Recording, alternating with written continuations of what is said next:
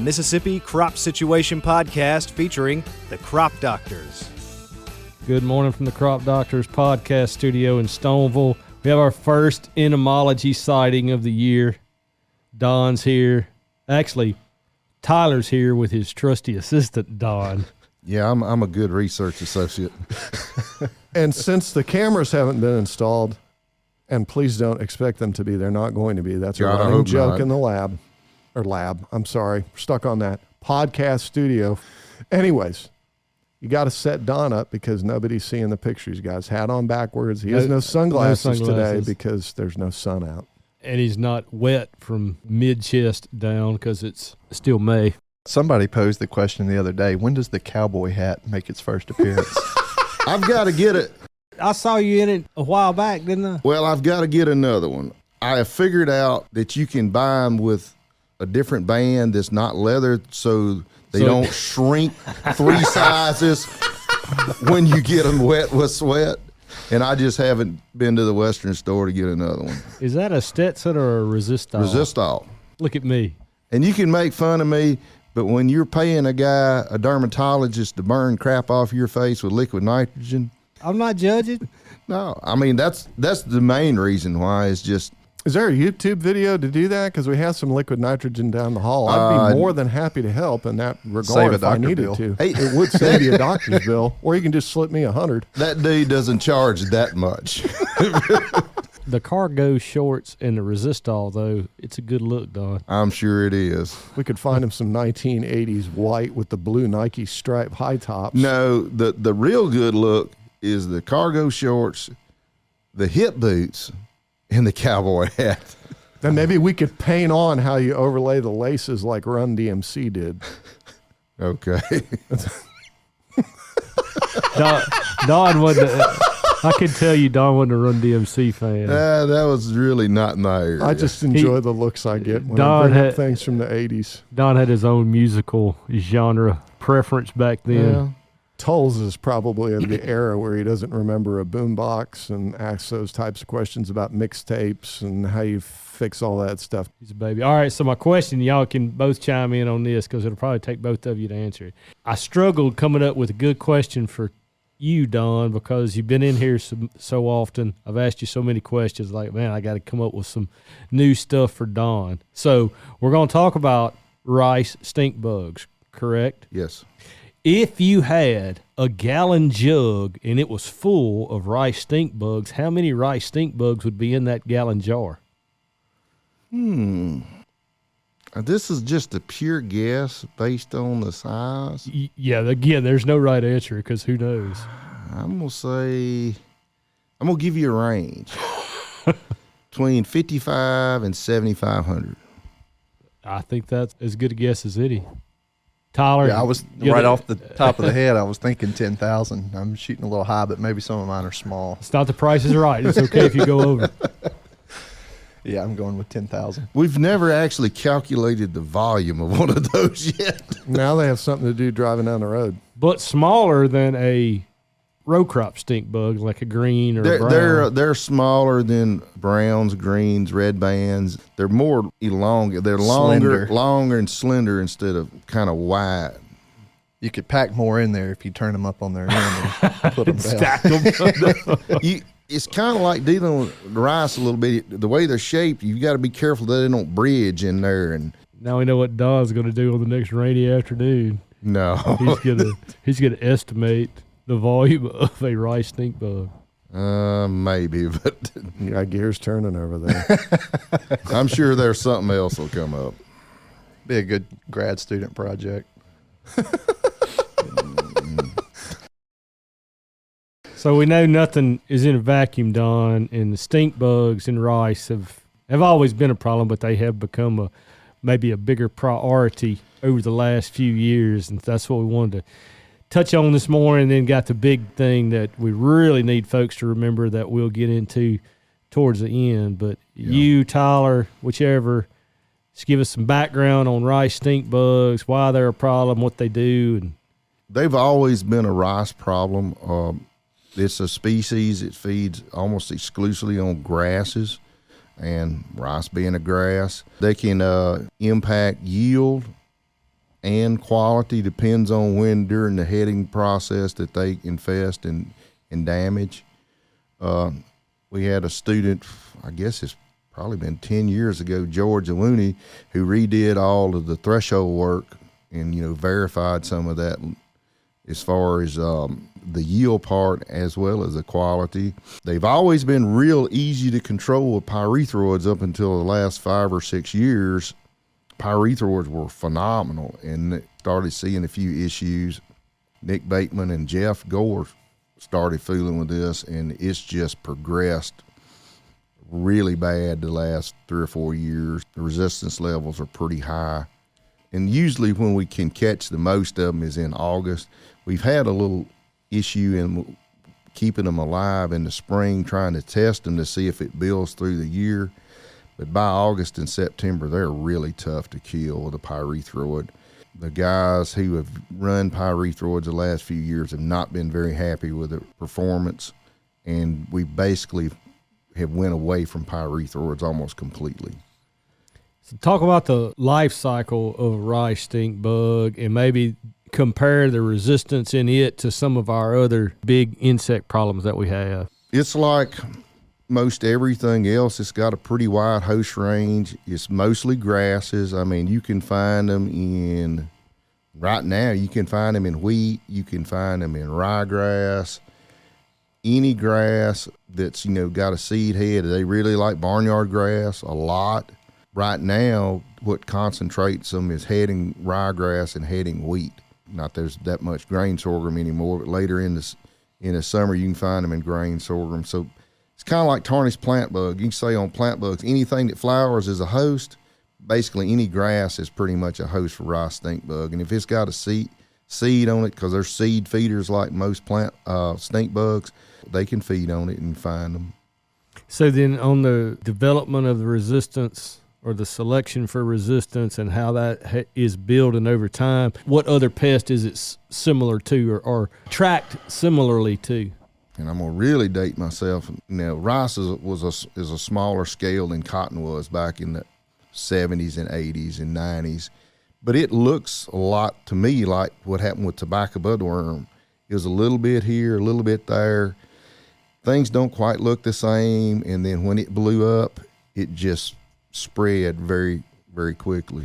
I didn't know you were going to say that, but that's what I was looking for. Has it just been a kind of a slow, steady burn, or was it here's a little, and oh, nope, none of it works anymore? Here's in the units are kind of irrelevant, but from the lab testing that we've been doing, the measurement is called a LC50. It's a concentration to kill half or 50%.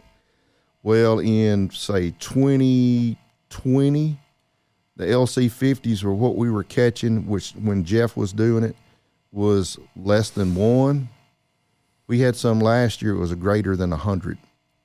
So since in 4 to 5 years, it has went up almost exponentially. But don't we only consider them a concern in rice? So how is that built up so rapidly over that short period of time? That's a good question, and I'm not a great ecologist, but we've selected them a lot in the Delta over the years.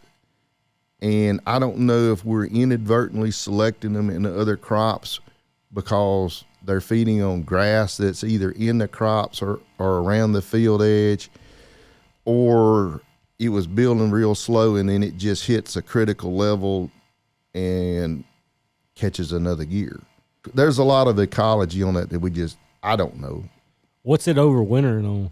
Like most stink bugs, and you can help answer this, they just anywhere protected, leaf litter, probably clumps of grass under bark. Yeah, I'd say under bark and under leaves. You can go out there and sweep around on the ground and find adults. I think that's where they're overwintering. So if it overwinters as an adult, that's how the resistance, or one way the resistance is bridging the gap from year to year. Well, I mean, and I'm speaking this in weed terms, but even if you overwinter as a larvae, those traits are still there. Okay, yeah, that's true. But what happens with a lot of the true bugs is if they overwinter as adults and you get a warm period, say in January, they'll get up and feed and If it's extended, they may try to reproduce. So that's how you can get buildup early, is because they can go in and out of kind of an overwintering state based on temperature. Yeah, if it warms up a couple of days, they'll be active.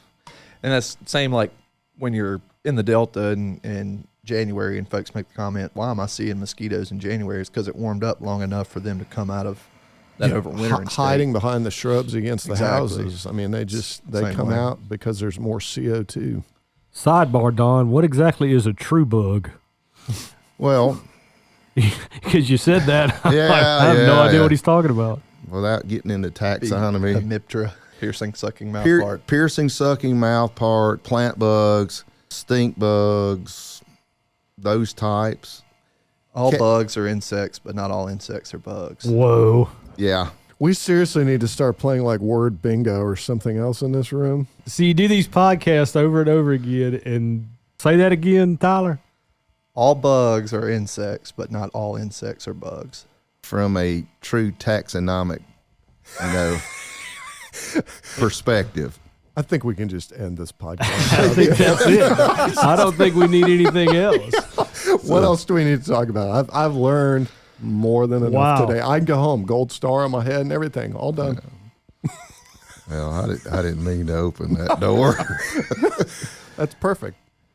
And it's like everything else, the populations vary from year to year. We're fixing to start trying to make some collections out of ryegrass and stuff, and we'll get an idea of what's floating around. Actually, Tyler found quite a few in his wheat field the other day and sprayed a trial in it. Yeah, we were averaging one per sweep in that weed out there, and we've got an efficacy trial out. We got some preliminary data, but I'll get a couple more days on it before we speak on that Well, data. I was going to ask. It's not necessarily considered an issue in wheat. It's not. No, it's not, but we're using it as a Right. early. We're using that as detection a for- surrogate for rice. Right. It's like a trap crop because it stays in there until we cut wheat. And by then, It's just another host that you're going to build populations up. They're going to reproduce in there, and it'll lead to that population increase. May help kind of answer some of those questions on can we kill them earlier in the year with pyrethroid compared to later in the year, because that wheat's kind of an early season. We can get an early season trial out compared to a rice, a later season trial. And this is we've seen in the past with pyrethroids, and budworm's a classic example. Is you go through the season, those resistance levels build, and you have some decline over the winter as you take that selection pressure off. But typically they do not fall back to the same level that they started the year before. And then you'll hit a point where they just doesn't fall anymore. Basically what it amounts to is the resistant individuals make up so much of the population that trait is essentially just fixed. Right now, we don't target tobacco budworm with pyrethroids, but you could still find highly resistant tobacco budworms now because that trait is we basically killed out all the susceptibles. Thinking about rice acres in what you said about you selecting for it in other crops. As our acres have been lower, say, than they were 15 years ago, say barnyard grass present in a soybean field at the time that we're treating soybeans, and the situation requires a pyrethroid, that would apply selection pressure. Yes. And that could have contributed to the problem we're seeing now. Because it's possible. Because, no question, we made fewer pyrethroid applications to rice in the years that the rice acres were low, just out of volume. But we concentrated a lot of bugs in that smaller acres of rice too. So we had a more intense problem because of the acres. A lot of times you can see a temporary decline in pressure with an acreage increase because you spread the insects over more acres than you had before. But then they just build to higher levels. Some folks are probably wondering, why are they talking about rice stink bugs in May? Because you said you usually catch the most of them in August, and it's definitely a July and August. Later season pest of rice. So tell folks what they need to know and the reason we're talking about this at this time of year, Don. The reason that we're bringing this up now with pyrethroids being not very good and folks having issues, so we started making a switch to alternative products a number of years ago. And one of the main ones has been Tenchu, which is a neonicotinoid. However, there's been supply issues with Tenchu for a number of years, and there was just not enough product. So several folks, even predating me, taking over rice, applied and got a Section 18 emergency exemption for Indigo, which is a pyrethroid plus a neonicotinoid. With the Tenchu supply for this year, I need to say this correctly, there is more Tenchu this year than it has been in the past. Therefore, there's also more rice than there has been in the past. There's also more rice. But that plays into things as well, that more rice may spread these bugs out. We may not have as intense of an issue as we've had in the past. We don't know that. And therefore, that amount of Tenchu may be adequate.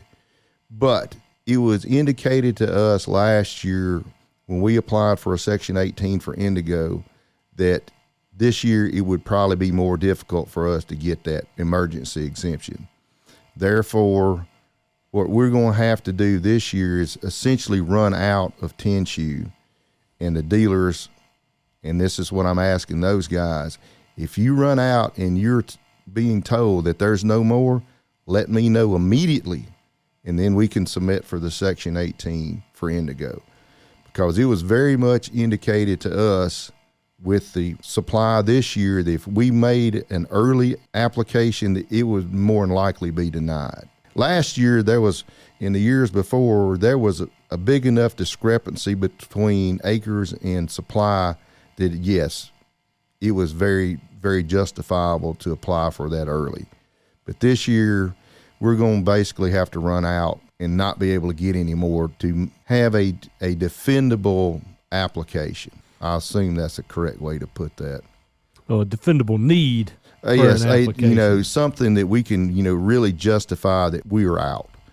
I've gotten one number on supply a couple of months ago. I have not been able to get an update, and it is substantially more than what's been available in previous years. Therefore, this is the way we're going to have to handle it this year, because it was very much indicated if we just do it early, we're probably not going to get it. And then if we get into late July and we do have a problem, it's you've already asked once, we're probably not going to let you ask again. The thing that I want to make sure everyone knows that if we get into an issue where the Tenchu supply is exhausted, that I need to know as soon as I can. And I've already talked to the Bureau of Plant Industry folks here. I've talked to the EPA Section 18 group. They're all aware of the plan. And right now, the EPA group, they really want to have a monthly meeting about it so they're not blindsided about it, so we can keep them up to date on the situation. That way that if we do submit, they're not surprised about it. Across the rice geography in the Mid-South states, that allocation of the Tenchu, does it go does Mississippi have what they're going to get, or is it going to start in South Louisiana? Or is it all based on pre-bought, what somebody bought last year, so they're only focused on that level of availability? That is a question I'm not sure I can answer. That's all on the retail side. A lot of these guys, and Nick Bateman brought this up, when we were talking the other day, is everything on retail is floor space.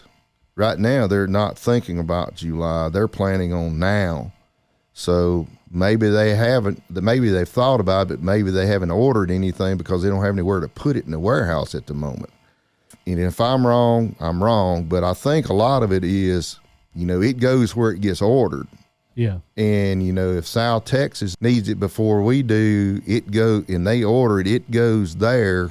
And as that gets ordered, there's no, unless there's, pre-buying, there's probably no set aside.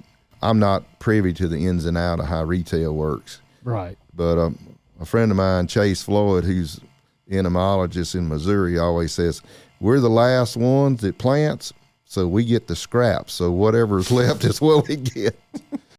The biggest thing our folks need to know is that as the season progresses and they get word that the Tenchu stock is low or exhausted, they need to let you know ASAP. Exactly.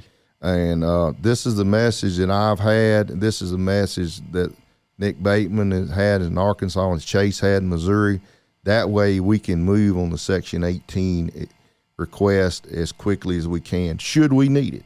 We may not need it. We may get through the season with an adequate supply of Tenchu because of lower pressure, because we spread them out over more acres. Don't know that. That's kind of the situation that we're in. It's not as cut and dry or as clear as it was last year, unfortunately, but that's just the situation we've been dealt, and we got to deal with it. Gentlemen, spectacular to see you on a morning that we were all able to get together. We really appreciate the time. We need to do this more often. Tyler, you should say a little bit more too. Well, it was Rice. He's new. He's the young guy, I know. We just got to get him on a topic that he really enjoys. Don didn't have hip boots till a couple years ago. That's right. Got my first pair last year. Don't make him think that he's like Mr. Rock. Oh, I know enough to be No, dangerous. I mean, no. When He's it comes come a long way. When it comes to Rice, I defer. I ask Bond a lot. I ask Nick Bateman a lot. I ask somebody else and try not to sound stupid when I'm asking the question. Well, I mean, I always help Jeff, but it was Jeff's deal. I mean, I helped him, but You're learning. See? I'm learning. Teach your old dog new tricks. Yeah, Jeff's still amazed that I wear shorts to work now. We all are, Don.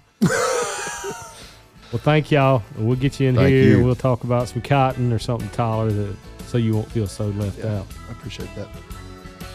The Mississippi Crop Situation Podcast is a production of Mississippi State University Extension.